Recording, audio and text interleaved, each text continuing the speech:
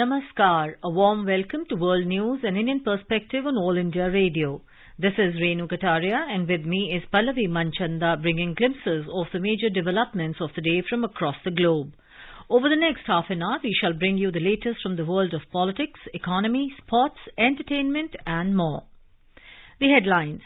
External Affairs Minister Dr. S. Jaishankar calls for a free and open Indo-Pacific at Quad Foreign Ministers meeting in Australia. Quad nations condemn 26/11 Mumbai and Pathankot attacks, say Afghanistan should not become a haven for terrorists. India is committed to eliminate single-use plastic, says Prime Minister Narendra Modi in his virtual address at the One Ocean Summit. India and Australia to finalize the interim trade agreement in next 30 days. UK lifts travel restrictions for international arrivals. Baloch students take to streets in Islamabad, demand the release of abducted student Hafiz Baloch. Indian Railways to resume serving meals in all trains from Monday. Australia lists koalas as endangered species. And in cricket, India beat West Indies by 96 runs in the final ODI in Ahmedabad to sweep the series 3-0.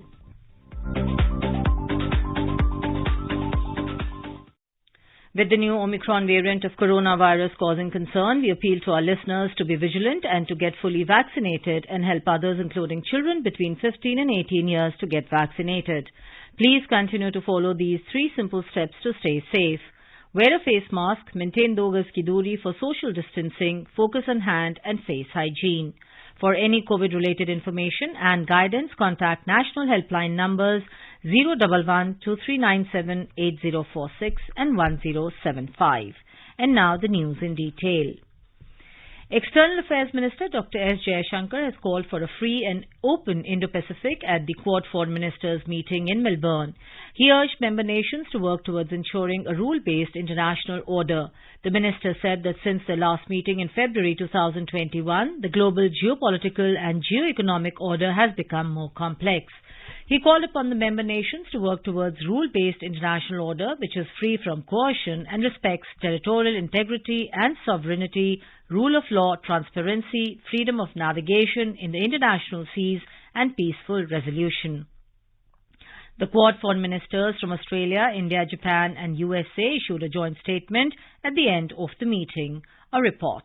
Quad leaders have reiterated their condemnation of terrorist attacks in India, including 26/11 Mumbai and Pathankot attacks. In the joint statement, the Quad ministers reaffirmed the UNSC Resolution 2593 passed in 2021. The resolution says that Afghan territory should not be used to threaten or attack any country, shelter or train terrorists, or plan or finance terrorist acts, with such ungoverned spaces being a direct threat to the safety and security of the Indo-Pacific. They also expressed an unwavering support of ASEAN unity and centrality and the ASEAN-led architecture, and to advance the practical implementation of ASEAN's outlook on the Indo-Pacific. Underlining the Quad vaccine partnership's rapid progress with the expanding vaccine production at the biological E-Limited facility in India, the minister said that they aim to deliver at least 1 billion vaccines by the end of 2022. On Myanmar, the joint statement expressed grave concern about the crisis and called for an end to violence, the release of all those arbitrarily detained, including foreigners, and unhindered humanitarian access in the country. Quad ministers reaffirmed their support for ASEAN efforts to seek a solution in Myanmar and called on the military regime to urgently implement ASEAN's 5-point consensus and swiftly take back Myanmar to the path of democracy. Anuja Kumar for World News, AIR. Prime Minister Narendra Modi has said that India is committed to eliminating single-use plastic.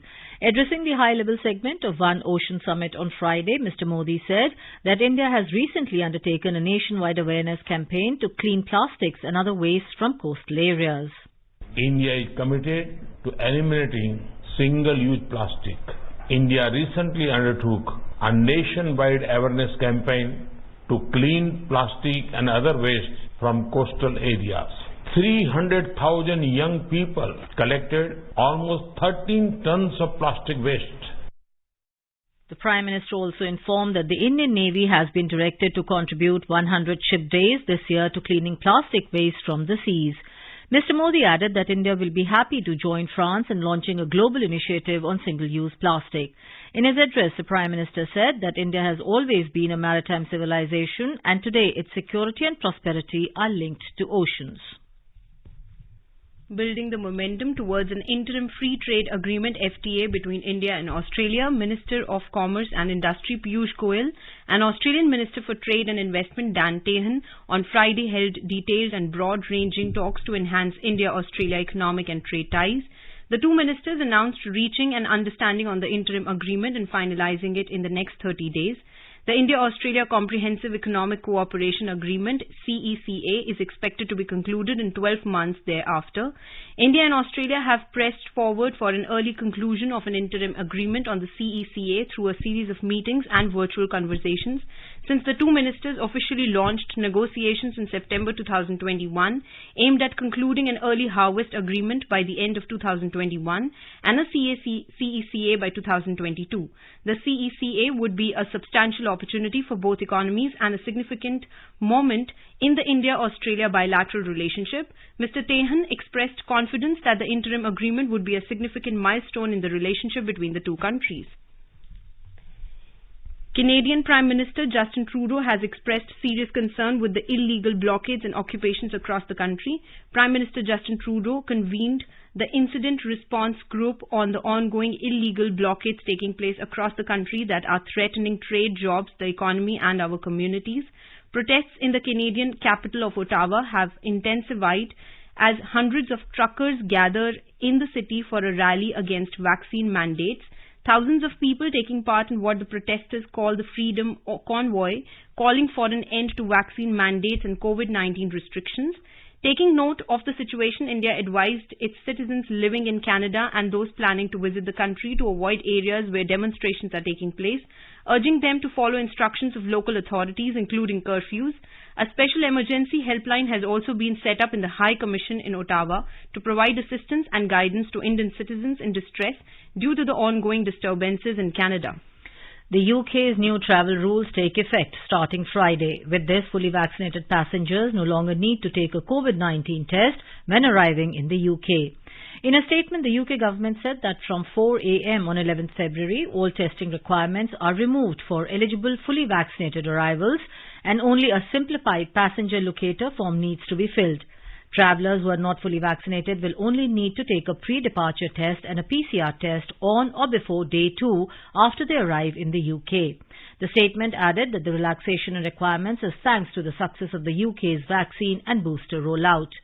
The decision means that fully inoculated Indian nationals will no longer have to take the COVID-19 test to travel to the UK. Earlier, Covaxin was added to the list of approved COVID vaccines for inbound travel, benefiting more fully vaccinated people from countries like India.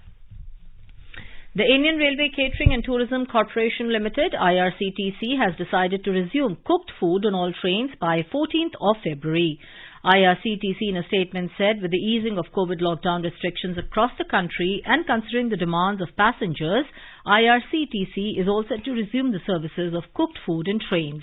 It said the restoration of cooked food has been done as per guidelines received from the Railway Board. IRCTC added that cooked food on premium trains like Rajdhani, Shatabdi, Duronto had already been restored in December last year. In Balochistan, reports of enforced disappearances and abductions have emerged. According to sources, Pakistani forces raided a house in Sui and abducted one person, reportedly Mohammad Hashim. Pakistani forces also arrested a man named Naeem from the Goktan area of Turbat and transferred him to an unknown location after detention. Another person, Sadiq, was abducted from Noshki on Wednesday. Meanwhile, hundreds of students of the Quaid-e-Azam University protested on Thursday in Islamabad for the release of Baloch student Hafiz Baloch. According to reports, Hafiz was taken away secretly from Khuzdar earlier this week and remains missing. The Pakistani security forces detained Hafiz Baloch, a final year MPhil student in the physics department of the Quaid-e-Azam University in Islamabad. Hafiz Baloch had returned to Khuzdar on the holidays when he was whisked away, allegedly by the Pakistani forces. Local sources have alleged that Hafiz was abducted from the Science Academy in Khuzdar, where he used to teach. His students were present at the scene and witnessed the episode as Hafiz was shoved into a vehicle and taken away. In today's Hotspot section, we bring you a discussion on India-Australia ties over the years. In conversation are former diplomat G. Parthasarthi and Simran Sodhi, a journalist. Ambassador Parthasarthi, when you look at the India-Australia relationship, and we have the External Affairs Minister in Australia, he's meeting his counterparts there. How do you sum up this relationship, and do you feel that in the last few years, especially as the world and countries like India and Australia face a more belligerent China, we have seen this bilateral relationship grow in strength? Well, I think the relationship, if you go back historically, it goes back to both being democracies, and when India became a democracy and became independent, there was a naturally close relationship with Australia in the Indian Ocean region. The level of defense and other interaction was relatively small, but yes, there was a measure of cooperation in matters of defense. But largely the issues went on trade and Australian-India interest in investment in the mining sector in India. The relationship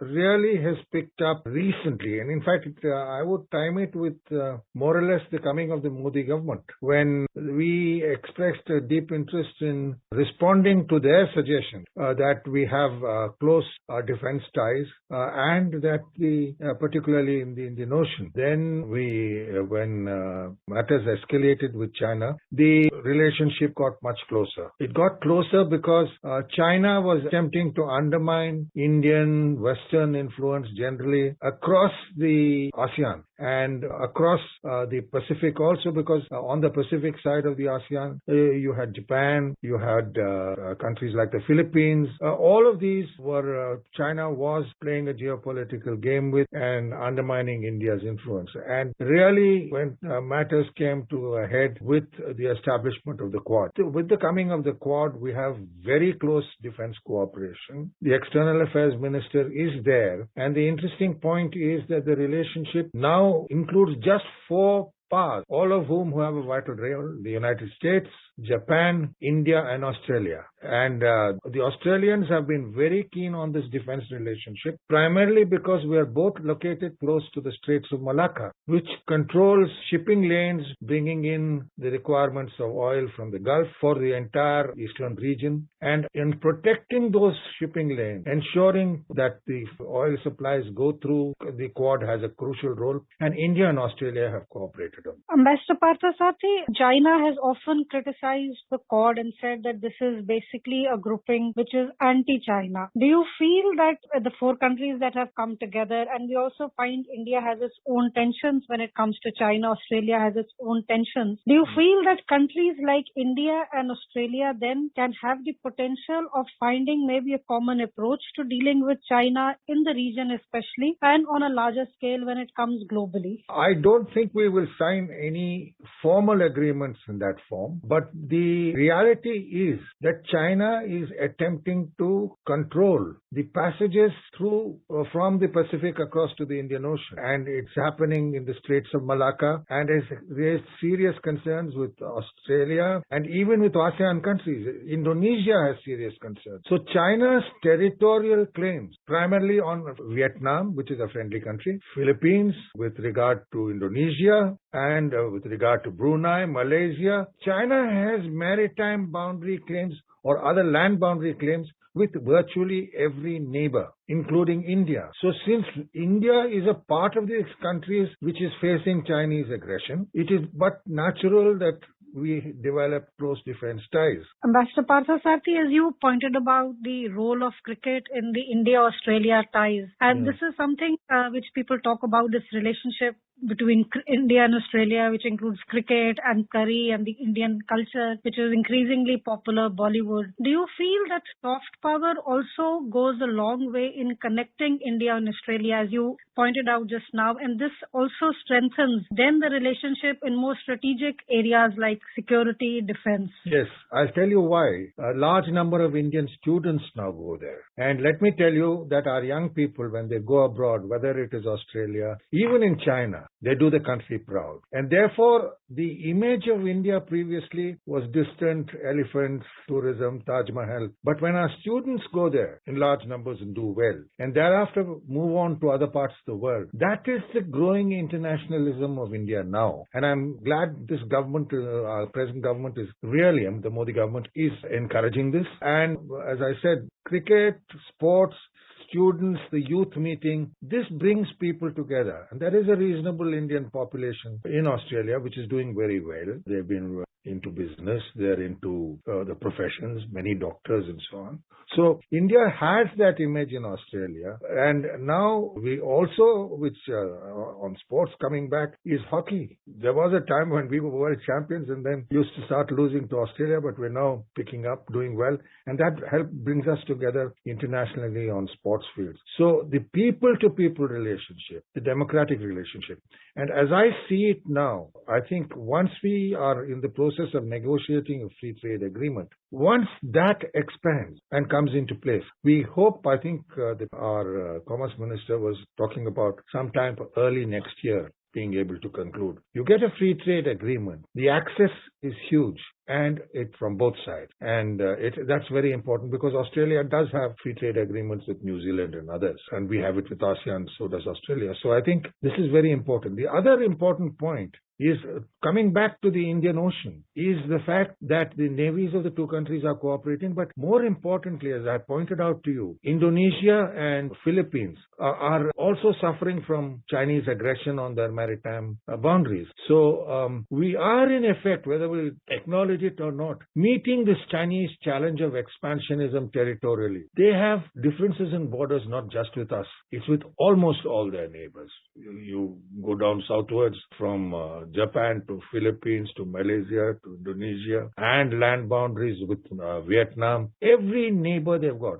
And therefore, I think defense ties, which is an important part of Quad, is crucial. The Pacific Ocean side of it can be largely handled by Japan and the U.S. Navy. But now you must remember the American Navy also has a strong presence in the Gulf. The Fifth Fleet is based in Bahrain. And the all very substantial portion of global oil supplies, petroleum and other energy supplies, go through this route. So we cannot allow the Chinese to dominate this route. And the Chinese have been coming in larger numbers in the Indian Ocean. They have tried very hard to get bases. They tricked the Sri Lankans into handing over the Hambantota port to them. But I think we have corrected that now. We are working with the Australians on that now, with Japan on that now. So I think this is a part of a coherent strategy. When you talk of Quad and the Indo-Pacific, you are safeguarding the routes of flow of energy, oil and gas, I think unparalleled in any other part of the world, primarily because of the energy requirements of East Asia and South Asia. And therefore, this part of it really becomes crucial because it's not just the Quad, but we have maritime cooperation with Philippines, we have maritime collaboration with Indonesia, we have maritime collaboration extensively with Australia, with the Australian Navy. So all of this getting together ensures that China is not able to dominate these routes of supply of essential energy, which is oil and gas, to the Indo-Pacific region. That is the crucial part of it. And in the process, we ensure that China certainly does use the Indian Ocean, but we cannot allow the Chinese Navy to control the sea routes. If they control the sea routes, they are in a position to act with regard to our own energy supplies. And I think one of the most important things which has happened now is the agreement which we have signed with Philippines for supplying them the Brahmos Missile. Now the Brahmos Missile is made by us in collaboration with the Russians. But yet Philippines have signed an agreement, and we look to expanding this defense cooperation past the Australian shores. with Vietnam and other countries also. So the Quad therefore ensures or guarantees the energy supplies of the entire Indian Ocean and parts of the Eastern Pacific. With these comments, we bring today's discussion to an end. Thank you. Thank you very much.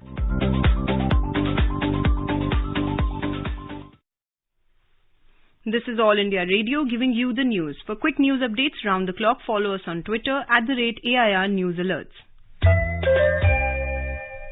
The 11th of February is the International Day of Women and Girls in Science. The United Nations has said that a significant gender gap has persisted through the years at all levels of science, technology, engineering and mathematics disciplines all over the world.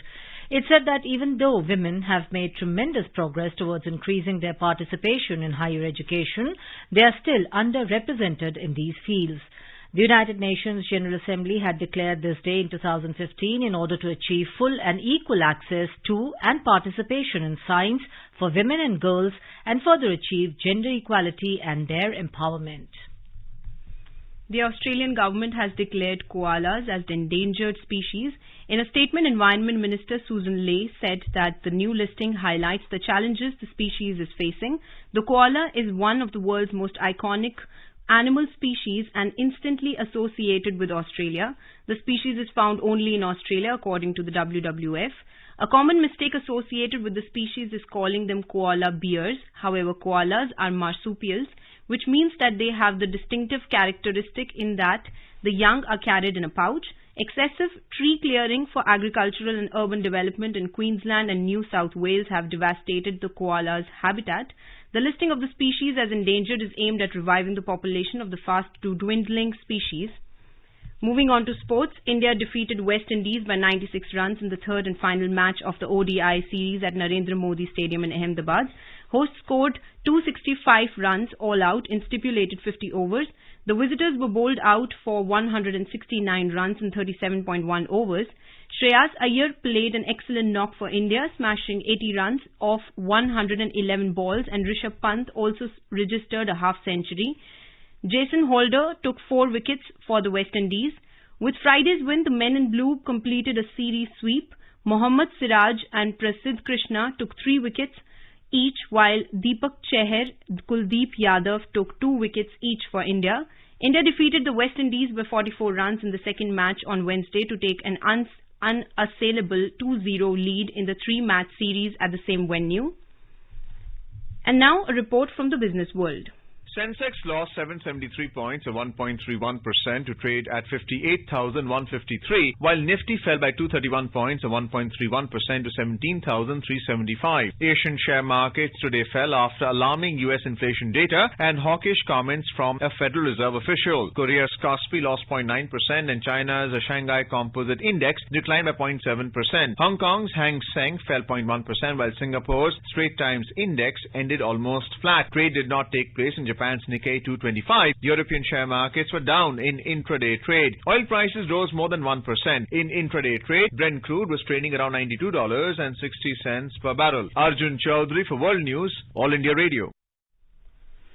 The World Health Organization's 11th revision of the International Classification of Diseases, or ICD-11, has come into effect starting Friday. ICD-11 was adopted at the World Health Assembly in May 2019, and member states committed to start using it for mortality and morbidity reporting in 2022. A report.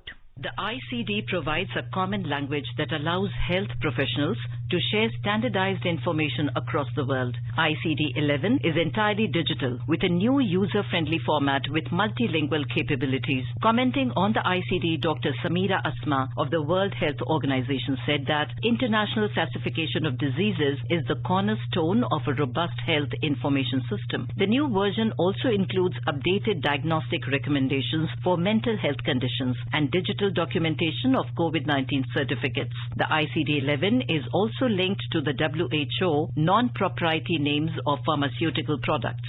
Dr. Samira added that ICD has been instrumental in helping respond to the COVID-19 pandemic using standardized data and continues to be crucial for tracking progress towards universal health coverage. Anuja Kumar for World News, AIR. The seventh round of India-EU consultations on disarmament and non-proliferation matters was held in a virtual format on Thursday. The two sides discussed developments in disarmament and non-proliferation relating to nuclear, chemical and biological domains, outer space issues, conventional weapons and strategic export controls. The consultations are part of dialogue mechanisms under the roadmap to 2025 for further strengthening the India-EU strategic partnership. Now let us take a look at the major developments around the world as reported in the foreign press. Let's take a look at what made the headlines in Nepal. According to the Himalayan Times, Prime Minister Sher Bahadur Deoba held a meeting with Dehel and CPN Unified Socialist Chair Madhav Kumar, Nepal, on contemporary political issues. ANI reports that Nepal's Pashupatinath temple reopens for devotees ahead of Shivratri. It was closed since January 18th in the wake of third wave of COVID-19 pandemic. And now some news from Bangladesh. Daily Star reports that a total of 24 political parties have submitted names for the formation of the next election commission in Bangladesh. JagoNews24.com reports that the Afghanistan cricket team is arriving in Bangladesh on Saturday for a limited over series comprising 3 ODIs and 2 T20 internationals. Let's take a look at the press reports on China. Al Jazeera reported Taiwan's foreign ministry condemned the suspension of beef imports as bullying and the latest example of Beijing seeking to change Lithuania's foreign policy. SCMP writes China's family planning agency says it will intervene when unmarried women and teenagers seek abortions and will encourage people to have more children as it tries to reverse declining birth rates. CNN reports that as the 2022 Winter Olympics moves on, China clamps down on dissenting voices and human rights activists. And turning to Afghanistan now, the New Indian Express writes that India has said that its special relationship with the Afghan people and the key elements of a UN Security Council resolution will continue to guide its approach towards Afghanistan. The Independent headline reads, Afghanistan's former Vice President Amrullah Saleh has claimed that the Taliban have kidnapped 9 Westerners, including the former BBC journalist Andrew North. ANI reports that Taliban urged Afghan professors to return home to help rebuild Afghanistan.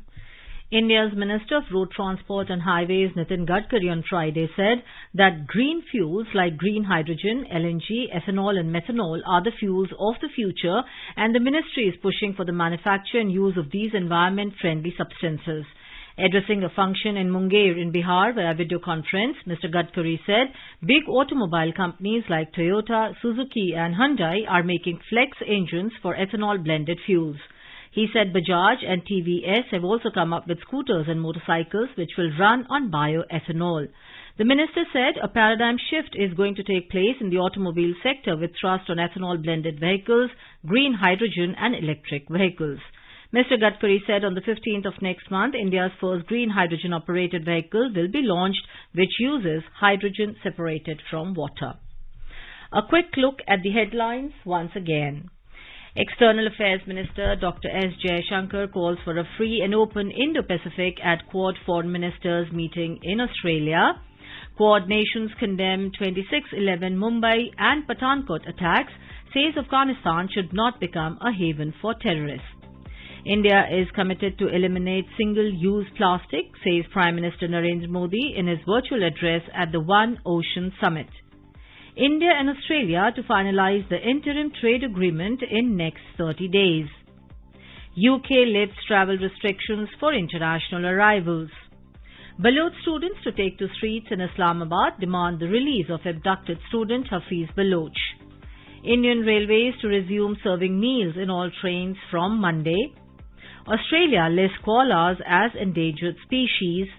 And in cricket, India beat West Indies by 96 runs in the final ODI in Ahmedabad to sweep the series 3-0. And now, before we end, let us listen to Mahatma Gandhi's favorite bhajan Vaishnav Jan by artists from Indonesia.